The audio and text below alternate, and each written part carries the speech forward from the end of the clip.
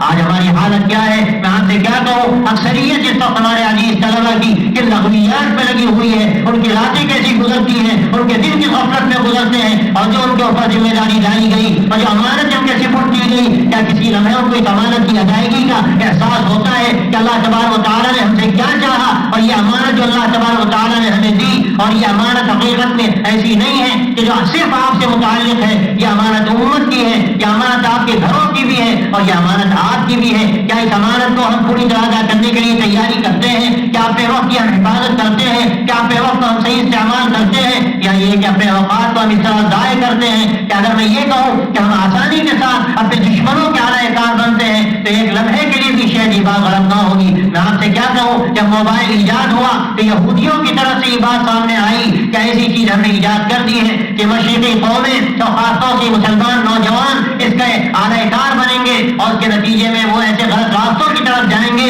کہ ہمیں کچھ کرنے کی ضرورت نہیں ہے، ہمیں کوئی بم مارنے کی ضرورت نہیں، ہمیں کسی جنگ لڑنے کی ضرورت نہیں، ہمیں ان کے ذہنوں کو مست کرنے کے لیے، ان کے دماغوں کو مست کرنے کے لیے، ان کی اخلاق زندگی کو قلب کرنے کے لیے ایسی چیزیں ایجاد کی ہیں کہ جب وہ اس میں لگیں گے وہ بھول جائیں گے کہ ان کی ذمہ داری کیا ہے۔ میں آپ سے کیا کہوں، آج جو سازشیں کی جا رہی ہیں ہم آسانی کے ساتھ ان کا شکار ہوتے ہیں۔ آج فاسٹ فوڈ کی شکل میں اور ہوٹلوں میں کھانے کی شکل میں جو آسانیاں پیدا کی گئی ہیں اس کا کیا مقصد ہے؟ آج ہوٹلوں میں جو چیزیں کھلائی جاتی ہیں اسے جاننے والوں نے بتایا اس میں ایسے اجزاء شامل کیے جاتے ہیں کہ اس کو کھانے کے بعد، خاص طور سے فاسٹ فوڈ ہے، اس کو کھانے کے بعد آدمی کی اخلاق زندگی تباہی کی طرف جاتی ہے، آدمی کے اندر سوچنے کی صلاحیتیں کم ہو جاتی ہیں، اور یہ باہر کے کھانے کی حقیقت میں حلال و حرام کا فرق طریقے سے اٹھا دیتے ہیں۔ مجھے لوگوں نے بتایا ایک کوئی بڑا ڈھابا تھا، بڑی اچھی دال وہاں لوگ سمجھتے تھے کہ ملتی ہے، بڑی لذیذ ہوتی ہے، دور دور سے لوگ لینے کے لیے آتے، بعد میں تحقیق ہوئی تو پتہ یہ چلا کہ اس دال میں سور کی چربی ملائی جاتی، اس دال میں سور کی چربی ملائی جاتی۔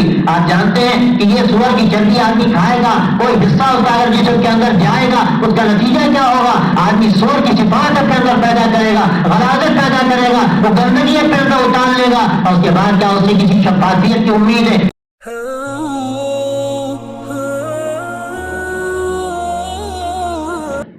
عزیز طلباء، آپ سب جانتے ہیں کہ مدارس حقیقت میں شخصیت سازی کے لیے، یہاں جو طلباء آتے ہیں ان میں بڑی تعداد ان طلباء کی ہوتی ہے جو اپنی حقیقت سے ناواقف ہوتے ہیں، اور بڑی تعداد ان طلباء کی ہوتی ہے جو اپنے آنے کے مقصد سے بھی ناواقف ہوتے ہیں۔ یہاں وہ گزارتے ہیں اور پھر اپنے گھروں کو چلے جاتے ہیں، نہ ان کو یہ احساس ہوتا ہے کہ ہم کیوں آئے، اور بعض مرتبہ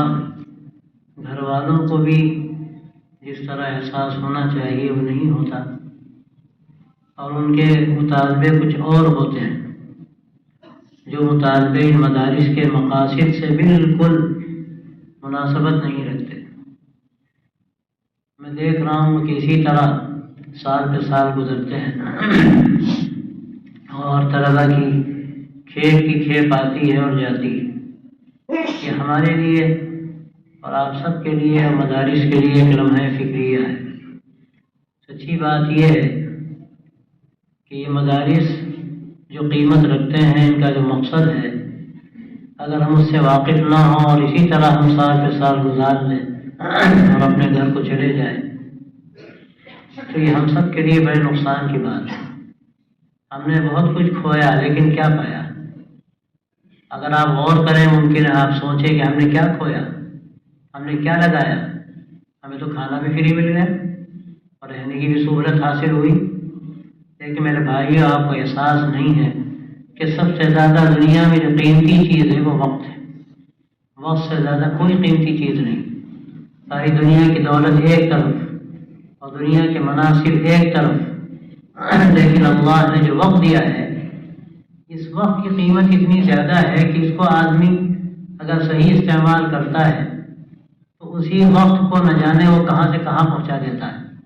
وہ ایسا قیمتی بن جاتا ہے کہ وہ اس شخص کو جو اس وقت سے فائدہ اٹھا رہا ہے بلندیوں کی انتہا تک پہنچا دیتا ہے، اور اگر اس وقت کا صحیح استعمال آدمی نہیں کرتا، اور عام طور پر یہی ہوتا ہے، تو سوائے کفی افسوس مننے کے اس کے کچھ ہاتھ نہیں آتا۔ اللہ تبارک و تعالیٰ نے قرآن مجید کے اندر اسی حقیقت کو بیان فرمایا ہے کہ والعصر ان الانسان لفی خسر، زمانے کی قسم کھائی اللہ نے، اسی لیے قسم کھائی تاکہ زمانے کی اہمیت سمجھ میں آئے۔ اور زمانہ کیا ہے؟ زمانہ ہماری عمر ہے، زمانہ یہ ہماری جوانی ہے، جو ہم یہاں وقت گزارتے ہیں یہ ہمارے لیے انتہائی قیمتی وقت ہے۔ ہمارے لیے زمانہ جس کو کہتے ہیں، عمر کہتے ہیں، یہ انتہائی قیمتی لمحہ ہے ہمارا۔ پوری عمر میں آپ دیکھیے شروع سے لے کر آخر تک، تو یہ 10-12 سال کے بعد سے لے کر یہ جوانی کی جو عمر ہوتی ہے انتہائی قیمتی عمر ہوتی ہے، یہ سیکھنے کی عمر ہوتی ہے۔ آپ اسی عمر میں یہاں آتے ہیں، لیکن آپ کیا یہاں حاصل کرتے ہیں، کیا سیکھتے ہیں، کیا کھوتے ہیں، کیا پاتے ہیں، اس پر بہت غور و فکر کی ضرورت ہے اور اپنا جائزہ لینے کی ضرورت ہے۔ حدیث میں آتا بھی ہے کہ الکیس من دان نفسہ وعمل لما بعد الموت، عقل مند وہ ہے تو جو اپنا جائزہ لیتا ہے اور مرنے کے بعد کی زندگی کی فکر کرتا ہے۔ والعاجز من اتبع نفسه هواها وتمنى على الله الاماني، اور پلے درجے کا نادان وہ ہے جو اپنے آپ کو خواہشات پر ڈال دیتا ہے اور اللہ سے امیدیں رکھتا ہے، اللہ سے امیدیں رکھتا ہے۔ اللہ تبارک و تعالیٰ کا نظام یہ ہے کہ جو کرے گا اس کو ملے گا۔ من يعمل سوءا يجز به، جو برائی کرے گا اس کو اس کا بدلہ ملے گا، جو اچھائی کرے گا اللہ تبارک و تعالیٰ اس کا صلہ اس کو دے گا، جو محنت کرے گا اللہ تبارک و تعالیٰ نتائج اس کے سامنے رکھے گا، اور جو غفلت کی زندگی گزارے گا وہ زندگی بھر روئے گا، اور سب سے بڑھ کر اس دن روئے گا کہ جب رونا کام نہیں آئے گا۔ تو میرے عزیزوں یہ سال تو مکمل ہوا، لیکن کم از کم درجہ یہ ہے کہ ہم یہاں سے ایک سوچ لے کر جائیں، ایک فکر لے کر جائیں، اور خاص طور سے ہمارے عزیز طلبا الحمدللہ جو علماء ہیں یا جو اب عالم ہونے والے ہیں، تکمیل کے فارغین ہیں اور فضیلت علوم کے اختصاص کے فارغین ہیں، جن کو اللہ تبارک و تعالیٰ نے یہ موقع دیا کہ زیادہ سے زیادہ انہوں نے آگے درجات میں تعلیم حاصل کی، یہ جو اب یہاں سے نکلیں گے سب سے بڑھ کر ان کے اوپر ایک ذمہ داری عائد ہوتی ہے آج کے دور میں، انتہائی خطرناک دور ہے۔ میں اگر جائزہ لوں، آپ گزشتہ تاریخ خود اٹھا کر دیکھیں، اگر تاریخ کا لوگوں نے مطالعہ کیا ہو، بہت کم ایسے لمحات آئے ہیں، ایسے وقفے آئے ہیں تاریخ میں کہ جب مسلمان خطرے میں پڑ گئے ہوں عالمی سطح پر، اور خاص طور سے ہمارے یہ ملک جہاں الحمدللہ تقریباً 1000 سال سے زیادہ 1200-1300 سال کا عرصہ گزرا، الحمدللہ یہاں مسلمان رہے، اسلام رہا، یہاں بڑے بڑے مشائخ پیدا ہوئے۔ حضرت خواجہ معین الدین چشتی اجمیری رحمۃ اللہ علیہ کے بارے میں آپ جانتے ہیں کہ انہوں نے یہاں کے دلوں کو فتح کیا۔ آپ جانتے ہیں کہ جب اس ملک میں وہ آ رہے تھے تو سر شہاب الدین غوری یہاں سے شکست کھا کر جا رہا تھا، راستے ملاقات ہوئی تو اس نے کہا حضرت کہاں کا ارادہ؟ فرمایا ہندوستان کا۔ تو بولا حضرت زمین بڑی سنگلاف ہے، میں کئی مرتبہ گیا مجھے کامیابی حاصل نہیں ہوئی۔ تو حضرت نے فرمایا کہ تم جسموں کو فتح کرنے جاتے تھے، میں دلوں کو فتح کرنے جاتا ہوں۔ میرے دوستوں، میرے بھائیوں، ان حضرات کی یہاں محنت ہے جنہوں نے دلوں کو فتح کیا اپنے اخلاق سے، اپنی ایمان کی قوت سے، اپنی غیرت ایمانی سے۔ آج پھر زمانہ منتظر ہے ایسے افراد کا، اور یہ ملک منتظر ہے ایسے افراد کا جو اس ملک کو سنبھالیں، جو اس ملک کو صحیح رخ دیں، جو یہاں کی ڈھولتی کشتی کو صحیح اس کی صحیح رہنمائی کریں اور ساحل مراد تک پہنچائیں۔ اور یہاں کیا آپ پوری دنیا کو دیکھیے، عرب ملکوں کو دیکھیے، ان کی بے حسی دیکھیے، کون ہے اس وقت جو ان کو للکارے اور کون ہے جو ان کو ان کا منصب یاد دلائے، ان کی ذمہ داری یاد دلائے۔ میں آپ سے صاف کہتا ہوں کہ ذمہ داری ان مدارس کی ہے، یہاں کے فارغین کی ہے، جو آپ یہاں قال اللہ و قال رسول کی صدائیں بلند کرتے ہیں، آپ قرآن مجید پڑھتے ہیں، حدیثیں پڑھتے ہیں، آپ سنتیں پڑھتے ہیں اور سیرت کی کتابوں کا مطالعہ کرتے ہیں۔ آپ کے سامنے دین و شریعت کا پورا نظام ہے۔ اگر خدا نخواستہ اس کے بعد بھی ہمارے اندر بیداری پیدا نہ ہو، ہمارے اندر احساس پیدا نہ ہو، تو یاد رکھیے کہ سب سے بڑھ کر مجرم ہم ہیں، اس لیے کہ ہمیں یہ امانت سونپی گئی۔ ہم مدرسے میں آئے تو مدرسے میں اس لیے نہیں آئے جیسے اور کالجز ہیں یا یونیورسٹیاں ہیں کہ وہاں پڑھنے والوں کا مقصد صرف معاش ہے، کہ کہ ان کو کوئی عہدہ مل جائے, کوئی ملازمت مل جائے, ان کو کھانے پینے کا سامان مل جائے. یہ جانوروں کی زندگی ہے کہ اس کو راتب مل جائے تو وہ تو دم ہلاتا ہے. کتے کو دیکھیے, ہڈی اس کے آگے ڈال دیجیے, کوئی گوشت کا ٹکڑا ڈال دیجیے, وہ کھا کر دم ہلائے گا.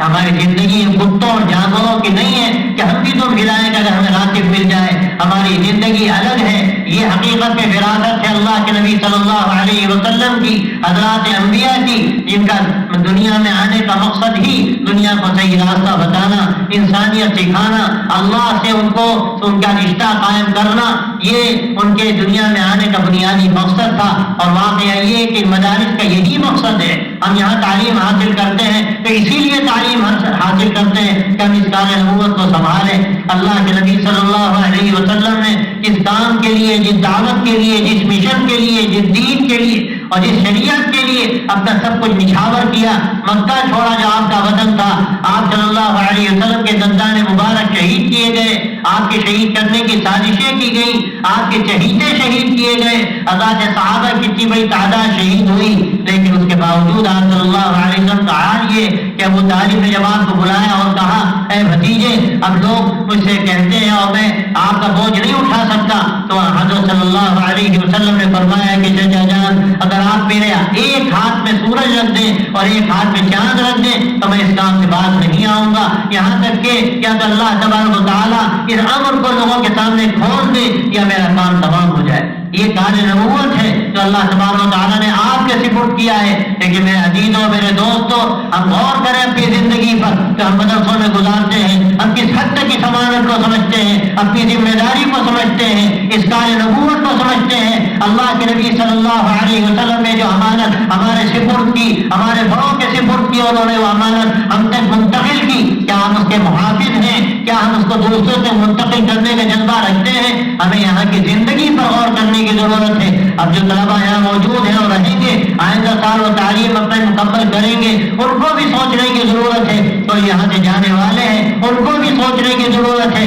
کیا اس ذمہ داری کو ہم نے محسوس کیا, کیا اپنا وقت ہم نے اس کے لیے گزارا. آج ہماری حالت کیا ہے, میں آپ سے کیا کہوں, اکثریت جس وقت ہمارے عزیز طلبا کی کہ لغویات پہ لگی ہوئی ہے, ان کی راتیں کیسی گزرتی ہیں, ان کے دن کی غفلت میں گزرتے ہیں, اور جو ان کے اوپر ذمہ داری ڈالی گئی اور جو امانت ان کے سپرد کی گئی, کیا کسی لمحے ان کو اس امانت کی ادائیگی کا احساس ہوتا ہے کہ اللہ تبارک و تعالیٰ نے ہم سے کیا چاہا, اور یہ امانت جو اللہ تبارک و تعالیٰ نے ہمیں دی, اور یہ امانت حقیقت میں ایسی نہیں ہے کہ جو صرف آپ سے متعلق ہے, یہ امانت امت کی ہے, یہ امانت آپ کے گھروں کی بھی ہے, اور یہ امانت آپ کی بھی ہے. کیا اس امانت کو ہم پوری طرح ادا کرنے کے لیے تیاری کرتے ہیں, کیا اپنے وقت کی ہم حفاظت کرتے ہیں, کیا اپنے وقت کو ہم صحیح استعمال کرتے ہیں, یا یہ کہ اپنے اوقات کو ہم اس طرح ضائع کرتے ہیں کہ اگر میں یہ کہوں کہ ہم آسانی کے ساتھ اپنے دشمنوں کے اعلی کار بنتے ہیں تو ایک لمحے کے لیے بھی شاید یہ بات غلط نہ ہوگی. میں آپ سے کیا کہوں, جب موبائل ایجاد ہوا تو یہودیوں کی طرف سے یہ بات سامنے آئی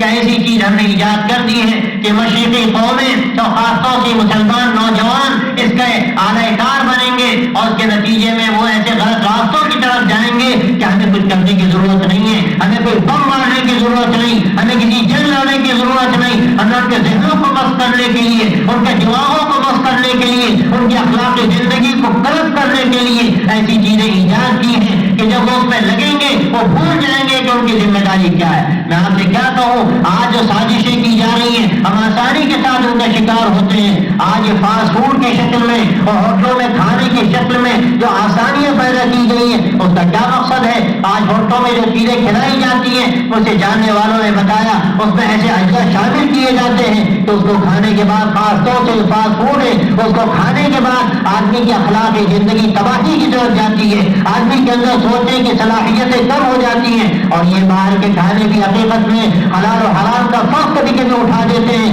مجھے لوگوں نے بتایا ایک کوئی بڑا ڈھابا تھا, بڑی اچھی دال وہاں لوگ سمجھتے تھے کہ ملتی ہے, بڑی لذیذ ہوتی ہے, دور دور سے لوگ لینے کے لیے آتے. بعد میں تحقیق ہوئی تو پتہ یہ چلا کہ اس دال میں سور کی چربی مل جاتی, اس دال میں سور کی چربی ملائی جاتی. آپ جانتے ہیں کہ یہ سور کی چربی آدمی کھائے گا, کوئی حصہ اس کا اگر جسم کے اندر جائے گا اس کا نتیجہ کیا ہوگا, آدمی سور کی صفات اپنے اندر پیدا کرے گا, غلاظت پیدا کرے گا, وہ گندگی اپنے اندر اتار لے گا, اور اس کے بعد کیا اسے کسی شفافیت کی امید ہے, کیا اس کو امید ہے کہ اللہ کے نبی صلی اللہ علیہ وسلم کے اس دین طرح آسانی کے ساتھ میں آپ سے صاف کہتا ہوں آپ کا اہلکار بنایا جاتا ہے. آپ اپنے وقت کو برباد کرتے ہیں, راتوں کو بھیڑ لگ رہی ہے, کھانے لائے جا رہے ہیں اور کھائے جا رہے ہیں, کیا کھا رہے ہیں آپ, اور آپ کس طرح اپنے ساتھ خیانت کر رہے ہیں. اور یہ موبائل آپ راتوں کو دیکھتے ہیں, غلط جگہوں کی طرف آپ جاتے ہیں. لوگ کہتے ہیں کہ ہم مطالعے کے لیے رکھتے ہیں, ہم ڈکشنری دیکھنے کے لیے رکھتے ہیں, ہم کتابوں کے حوالوں کو مراجعات کے لیے رکھتے ہیں. ایک بہت بڑی خطرناک سازش ہے, پلاننگ ہے. آدمی پہلے مرحلے میں جب موبائل لیتا ہے تو یہی اس کے ذہن و دماغ میں ہوتا ہے. لیکن اگر میں اتنے بچے بیٹھے ہیں ان سب کے ہاتھ اٹھاؤں تو 90-95% بچے ہاتھ اٹھائیں گے کہ موبائل ہمارے پاس آیا اور ہم نے اس سے غلط راستے پر ڈالا. آج خود اس موبائل سے ہم پریشان. میرے دوستوں میں آپ سے صاف کہتا ہوں کہ آپ کو اچکنے کے لیے, آپ کو غلط راستے پر ڈالنے کے لیے, آپ کے راستے کو کھوٹا کرنے کے لیے پلاننگ کی گئی, اور خود ہمیں اس کا احساس نہ ہو, خود ہمیں ذاتی خیال پیدا نہ ہو کہ ہم کیا کر رہے ہیں, ہم پر کیا ذمہ داری تھی. آج مسلمانوں کی تباہی کے لیے کون سے راستے ہیں جو اختیار نہیں کیے جا رہے. آپ پوری دنیا کو دیکھیے, آپ اس ملک کو دیکھیے, آپ حکومتوں کو دیکھیے, آپ بڑی طاقتوں کو دیکھیے, کس طرح کے وسائل آج کہ پوری طرح سے مسلمانوں کے خلاف یلغار کر رہے ہیں اور ان کو مٹانے کی سازشیں کی جائیں. یہ ٹھیک ہے, اللہ کا وعدہ ہے انا نحن نزلنا الذکر وانا لہ لحافظون, کہ ہم نے کتاب ہدایت نصیحت کی کتاب اتاری ہے اور ہم اس کی حفاظت کرنے والے. کوئی کتاب کو مٹا نہیں سکتا, کوئی اسلام کو مٹا نہیں سکتا. یاد رکھیے اللہ کا وعدہ ہے جب تک قیامت نہیں آئے گی نہ کتاب مٹے گی, نہ قرآن مٹے گا, نہ مسلمان مٹیں گے. لیکن یاد رکھیے ہمارا آپ کا یہ کوئی ایسا رشتہ نہیں اللہ سے کہ ہم باقی رہیں گے. اللہ تبارک و تعالیٰ نے کہتا ہے وَإِن تَتَوَلَّوْا يَسْتَبْدِلْ قَوْمًا غَيْرَكُمْ ثُمَّ لَا يَكُونُوا أَمْثَالَكُمْ, کہ اگر تم بات نہیں مانتے اور تم روگردانی کرتے ہو, تمہیں شریعت کا لحاظ نہیں, تو اللہ تمہاری جگہ پر دوسری قوم کو لا کر کھڑا کر دے گا جو تمہاری طرح سے نکمے نہیں ہوں گے, تمہیں بدل دے گا, تمہیں ہٹا دے گا, تمہیں مٹا دے گا. اور اللہ تبارک و تعالیٰ نے صاف صاف کی بات فرمائی ہے کہ جو بھی ليس بأمانيكم ولا أماني أهل الكتاب من يعمل سوءا يجز به, نہ تمہاری تمناؤں سے کچھ ہوگا اور نہ اہل کتاب کی تمناؤں سے کچھ ہوا ہے. جو جیسا کرے گا اس کو اس کے مطابق بدلہ ملے گا. آج ہمیں دیکھنے کی ضرورت ہے, اپنی زندگی کا جائزہ لینے کی ضرورت ہے, اپنے روز و شب کے بارے میں سوچنے کی ضرورت ہے کہ ہم یہاں مدرسوں میں کیوں آئے, یہاں اس بڑے ادارے میں ندوۃ العلماء میں ہم کیوں آئے, ندوے کا مقصد کیا ہے. علامہ شبلی نعمانی مولانا محمد علی منگیری نے یہ ندوہ کیوں قائم کیا؟ ہمیں ان کے خوابوں کی تعبیر بننا تھا. ہمیں علامہ سید سلیمان ندوی اور حضرت مولانا ابو الحسن علی ندوی رحمۃ اللہ علیہ جو آئیڈیل ہیں اس ادارے کے لیے, ہمیں ان کا نمونہ سمجھنا تھا, ہمیں ان کی کتابوں کا مطالعہ کرنا تھا اور پھر اپنی زندگی کو اس کے لیے وقف کرنے کی ضرورت تھی. آج کے ان حالات میں جبکہ سب سے بڑھ کر ضرورت ہے افراد کار کی, رجال کار کی, اور یہ رجال کار کہاں سے ملیں گے؟ یہ مدارس میں نے جیسے عرض کیا یہ افراد سازی کے لیے ہیں, یہ شخصیت سازی کے لیے ہیں, یہ پاور ہاؤس ہے جہاں سے انسانی آبادی میں بجلی تقسیم ہوتی ہے. کون سی بجلی؟ یہ بجلی نہیں کہ جس کے بارے میں شاعر نے کہا کہ اندھیر ہو رہا تھا, بجلی کی روشنی میں یہاں ایمان کی روشنی تقسیم ہوتی ہے, یہاں اللہ کے نبی صلی اللہ علیہ وسلم کا راستہ اور آپ کا طریقہ بتایا جاتا ہے. اور آج انسانیت جو دفعہ ٹھوکریں کھا رہی ہے, آج جو حالات ہیں,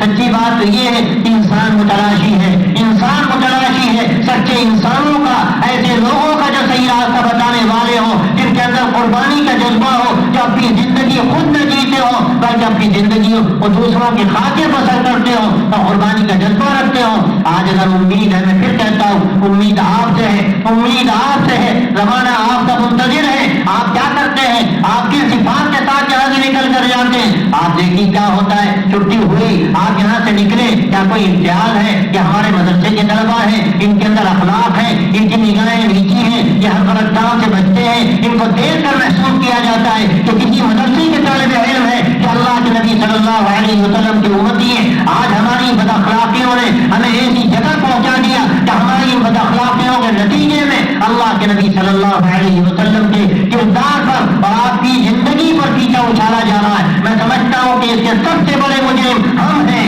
یہ ہمارا جرم ہے کہ ہم نے ایسی زندگی پیش نہیں کی کہ لوگ ہمیں دیکھتے تو اللہ کے نبی صلی اللہ علیہ وسلم کی اخلاقی زندگی ہمارے سامنے آتی, آپ کی قربانیاں ہمارے سامنے آتی. آج ابھی وقت نہیں گزرا، یہ سال تو مکمل ہوا لیکن زندگی باقی ہے۔ اللہ تبارک و تعالیٰ نے زمانے کی اہمیت کو بتایا اور فرمایا ان الانسان لفی خسر، یقیناً انسان گھاٹا اٹھاتا ہے، نقصان اٹھاتا ہے۔ کیوں نقصان اٹھاتا ہے؟ ہمیں احساس نہیں ہوتا، ہم تھوڑے سے مزے کے لیے، ہم تھوڑی سی تفریح کے لیے اپنے احساس کو بھلا دیتے۔ ذمہ داری کا جو احساس ہمارے اندر ہونا چاہیے، اپنی جو امانت ہے اللہ تبارک و تعالیٰ نے جو ہمارے ذمے کی، ہم اس امانت کا احساس ہمارے اندر سے نکل جاتا ہے۔ میرے دوستوں اور میرے عزیز طلبا، میں بلند کی بات کہنا نہیں چاہتا، میں آپ کے سامنے گویا کہ اس حوالے سے بات کہنا چاہتا ہوں کہ آپ کون ہیں، آپ پر کیا ذمہ داری ہے۔ ابھی آپ نے اصل میں کتاب پڑھی گئی، اللہ نے کون سی وراثت آپ کو دی ہے۔ آپ کو وارثین انبیاء کہا جاتا ہے، جو علماء ہیں وارثین انبیاء ہیں۔ اس وراثت کا مطلب کیا ہے؟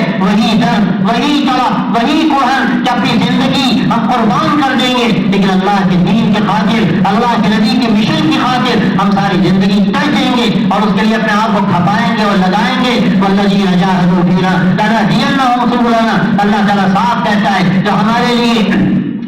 اپنی جانیں کھپاتے ہیں، اللہ فرماتا ہے ہم ان کے لیے اپنے راستے کھول دیتے ہیں۔ میرے عزیز طلبا، آپ طے کر کے جائیے، جو آپ بچائے آپ کوشش کیجیے، آپ اپنے راتوں کو برباد نہ کیجیے، آپ اپنے دنوں کی قیمت سمجھیے۔ آپ اگر راتوں کو جاگتے ہیں، آپ کتابوں کے مطالعے میں رات گزاریں، اور یہ بات شاعر بھی کہتا ہے کہ راتوں کو جاگنے والے محروم نہیں ہوتے۔ نہیں، کون سا راتوں کا جاگنا؟ یہاں تک کہ جو ڈیوٹی رہتے ہیں، جو پہرے دار ہوتے ہیں، ان کا جاگنا نہیں، جو اللہ کے لیے جاگتے ہیں، اللہ کے دین کے لیے جاگتے ہیں، جو امام محمد رحمۃ اللہ علیہ نے نمونہ پیش کیا، راتوں کے جاگ کر، راتوں رات جاگ کر مسائل کا استنباط اور لوگوں کے سامنے مسائل نکال کر ان کے سامنے رکھنا ان کا مشغلہ تھا۔ تو کبھی نیند آتی تھی تو ٹب میں پانی بھر کر اس پر بیٹھ جاتے تھے۔ لوگوں نے کہا حضرت آپ اتنی مشقت کیوں اٹھاتے ہیں؟ فرمایا کہ لوگ اس امید میں سو رہے ہیں کہ محمد جاگ رہا ہوگا، اگر میں بھی سو جاؤں گا تو امت کا کیا ہو؟ یہ جذبہ پیدا ہو، یہ خیال ہمارے اندر پیدا ہو۔ ہمیں امانت دی گئی ہے، ہم یہاں عام لوگوں کی طرح نہیں ہیں، عوام کی طرح نہیں ہیں، تاریخ کے طلبا کی طرح نہیں۔ میں صاف کہتا ہوں، آپ حدیث یہ نہ سمجھیے، اگر آپ اپنے آپ کو کسی یونیورسٹی کا طالب علم سمجھتے ہیں، کسی کالج کا طالب علم سمجھتے ہیں، تو یہ دار حیثیت عرفی کے مترادف اللہ نے آپ کو بڑا اونچا مقام دیا، آپ نے نیابت نبوت کے لیے قبول فرمایا ہے۔ اس کے آگے کیا آدمی کچھ اور سوچ سکتا ہے؟ لیکن یہ اللہ نے جو ہمیں بڑائی دی ہے اور جس بڑے کام کے لیے ہم کو یہاں پر بھیجا ہے، یہ ذمہ داری ہے۔ ہم طے کریں، رہنے والے طے کریں، جانے والے طے کریں کہ جو کمی رہ گئی ہم کوشش کریں گے کہ انشاءاللہ وہ کمی دور کریں۔ اور یاد رکھیے اللہ تبارک و تعالیٰ کا عجیب نظام ہے، جو بھی قدم بڑھاتا ہے، ایک قدم بڑھائے اللہ کہتا ہے ہم 2 قدم بڑھاتے ہیں، کوئی چل کر آتا ہے تو ہم دوڑ کر آتے ہیں۔ آپ اگر طے کر لیں ہم فارغ ہو گئے ٹھیک ہے، لیکن ہم جہاں جائیں گے چراغ بن کر رہیں گے، روشنی بن کر رہیں گے۔ جس طرح چراغ اپنے آپ کو جلاتا ہے، کھپاتا ہے، تیز جلتا ہے، بتی جلتی ہے، لیکن روشنی بکھیرتا ہے۔ ہم طے کریں گے انشاءاللہ ہم اپنی زندگی کھپائیں گے، لیکن انشاءاللہ ہماری زندگی روشنی ہوگی۔ ہماری زندگی کو دیکھ کر لوگوں کے اندر شوق پیدا ہوگا اسلام کو جاننے کا، اسلام کو سیکھنے کا، بلکہ ہماری زندگی بھولے گی کہ یہ اسلام ہے، یہ مسلمانوں کا ترجمان ہے، اسلام کا ترجمان ہے۔ اگر ہم نے طے کر لیا اور اس شوق کے ساتھ یہاں سے نکلے کہ اللہ نے ہمیں موقع دیا، اب کام کا وقت آیا، ہم ٹرینوں میں ہیں، ہم بسوں میں ہیں، ہم فلائٹ میں ہیں، ہم رکشوں میں ہیں، ہم سڑکوں پر چل رہے ہیں، لیکن ہماری زندگی بھولے گی کہ مسلمان ہے، اور مسلمان صرف نہیں بلکہ ایک دینی مدرسے کے طالب علم ہے۔ اللہ تعالیٰ نے فرمایا یا ایھا الذین آمنوا ان تتقوا اللہ یجعل لکم فرقانا، اے ایمان والو اگر تم اللہ کا ڈر پیدا کرو اللہ تمہیں ایک شان امتیازی عطا کرے گا۔ آپ وہ شان امتیازی پیدا کیجیے۔ زمانہ آپ کا منتظر ہے، میں صاف کہتا ہوں زمانہ آپ کے قدموں میں جھکے گا، لیکن آپ ایسی زندگی بنائیے کہ لوگ مجبور ہوں آپ کے پاس آنے کے لیے، آپ سے سیکھنے کے لیے، آپ سے کچھ لینے کے لیے۔ افسوس کی بات یہ ہے آج ہم بھک منگے بن گئے، آج جو اللہ نے ہمیں مقام دیا تھا دینے کا وہ مقام بھول گئے، ہم سے دینا یاد رہ گیا۔ ہم کو یہ مل جائے، ہمیں حکومت یہ دے دے، ہمیں فلاں یہ دے دے۔ اللہ نے تو ہمیں دینے کے لیے پیدا کیا تھا، ہم ایسی زندگی بناتے کہ لوگ آ کر ہم سے لیتے، سیکھتے اور ایک نئی زندگی ان کو ملتی، نیا حوصلہ ملتا۔ اگر آپ نے جذبہ پیدا کیا، اپنے اخلاق کو بلند کیا، اپنے اندر انسانیت پیدا کی کہ آپ کو دیکھ کر کہ دنیا انسانیت میں ایک انقلاب برپا ہو جائے، ایک بھوچال آ جائے کہ آج کی خود غرضی کے دور میں جب کوئی کسی کا دیکھنے والا سننے والا نہیں، یہ عجیب لوگ ہیں، عجیب لوگ ہیں، ان کو کسی چیز کا خیال نہیں، دوسروں کی مدد کرنا، دوسروں کی خدمت کرنا، لگتا ہے اسلام یہ سکھاتا ہے۔ یقیناً ہمارا یہ طرز عمل اسلام کے بارے میں ایک ایسی موت کی تصویر بن جائے گا کہ لوگ اس سے سیکھیں گے اور اسلام سے قریب ہوں گے۔ میں اس لیے آپ سے یہ دوبارہ کہنا چاہتا ہوں کہ اللہ نے جو وقت دیا ہے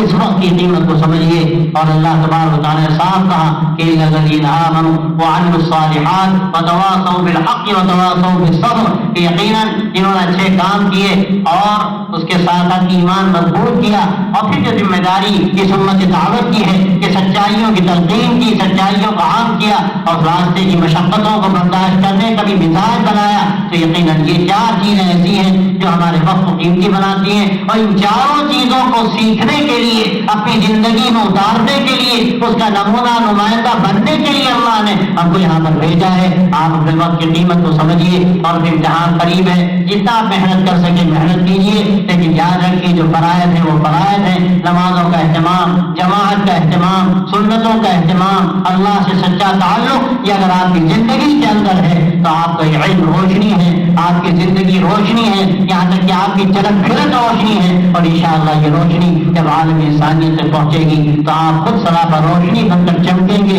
منارہ نور بنیں گے، اور اللہ تبارک و تعالیٰ آپ کے ذریعے سے ایک نہیں شاید لاکھوں اور ہزاروں کو اللہ ہدایت دے گا۔ اور یہ یہاں کے بانیوں کا خواب تھا، اور یہاں کے بزرگوں کا یہی پیغام تھا، اسی میں وہ جیے اور اسی پیغام کو دے کر وہ دنیا سے رخصت ہو گئے۔ ہمارے مولانا علی میاں رحمۃ اللہ علیہ جن جوش کے ساتھ بات کہتے تھے، ذمہ داری یاد دلاتے تھے کہ دیکھو شریعت کی پابندی کرو، جو جمہور کا مسلک ہے اسے کبھی مت ہٹنا، جو ہمارا اہل حق کا نظام چلا رہا ہے ایک توارث ہے، ایک تسلسل ہے، اور حدیثوں میں اس کا اشارہ ہے کہ يحمل هذا الدين من كل خلف عدول ينفون عنه تحريف الغالين وانتحال المبطلين وتأويل الجاهلين۔ ایک نسل سے دوسری نسل، دوسری نسل سے تیسری نسل جو نظام چلا رہا ہے حضرات صحابہ رضی اللہ تعالی عنہم سے، اسی نظام کے ساتھ اپنے آپ کو وابستہ کرنا ہے، اپنے علم میں بھی، اپنے عقیدے میں بھی، اپنے اصولوں میں بھی، اپنے اخلاق میں بھی، اور اپنی سیرت و کردار میں بھی۔ اگر انشاءاللہ ہم نے یہ طے کر لیا اور ہم نے اپنی زندگی کا رخ تھوڑا سا ٹھیک کر لیا تو اللہ تبارک تعالیٰ آپ کو وہ مقام دیں گے جس کے آپ مستحق ہیں، اور یقیناً آپ اسی راستے پر ہیں، لیکن راستہ کھوٹے کرنے والے آپ کے پیچھے لگے ہیں۔ اللہ کے واسطے آپ دشمنوں کو پہچانیے اور ان کے اعلی کار مت بنیے، اور یہ سمجھیے کہ اللہ نے ایک بڑی ذمہ داری ہمیں دی ہے۔ ہم انشاءاللہ جتنے بچے بیٹھے ہیں، ایک ایک بچہ یہ طے کرے، ایک ایک جوان یہ طے کرے، ہم انشاءاللہ دین کے حامل بنیں گے اور دین پر پوری طرح عمل کر کے ایسی زندگی اختیار کریں گے انشاءاللہ کہ ہماری زندگی بولے گی کہ اسلام یہ ہے، اسلامی اخلاق یہ ہے، یہ اسلامی کردار ہے۔ انشاءاللہ اگر ہم یہ طے کر لیا تو ہم دنیا میں بھی کامیاب ہوں گے، اور آخرت کی کامیابی کا تو اللہ نے یہی راستہ رکھا ہے۔ اللہ تعالیٰ آپ کو بھی توفیق دے، ہمیں بھی توفیق دے، آپ یہاں سے فارغ ہو کر جائیں تو ایک روشنی بن کر جائیں، اجالا بن کر جائیں، قربانی کے ساتھ دوسروں تک روشنی آپ پہنچائیں، ان کی زندگیوں کو روشن کریں، اور انشاءاللہ جو بچے یہاں آئیں گے آگے تعلیم جاری رکھیں گے، طے کر کے جائیں گے انشاءاللہ آئندہ سال کی زندگی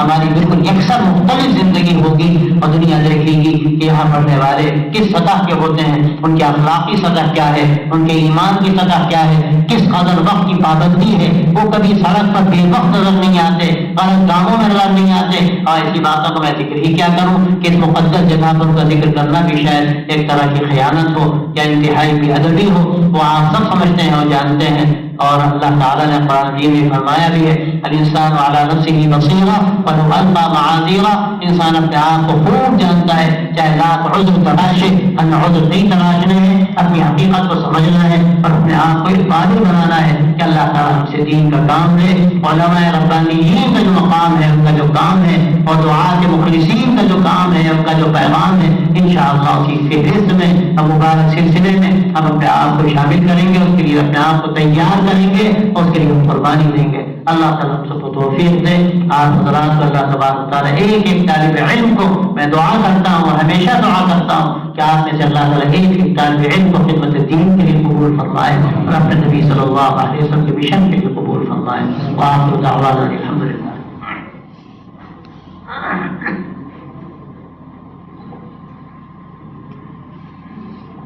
اللهم لك الحمد ولك الشكر، اللهم لا نحصي ثناء عليك أنت كما أثنيت على نفسك، اللهم صل وسلم وبارك على سيدنا ونبينا ومولانا محمد وعلى آله وصحبه أجمعين۔ ربنا تقبل منا إنك أنت السميع العليم وتب علينا إنك أنت التواب الرحيم۔ ربنا آتنا من لدنك رحمة وهيئ لنا من أمرنا رشدا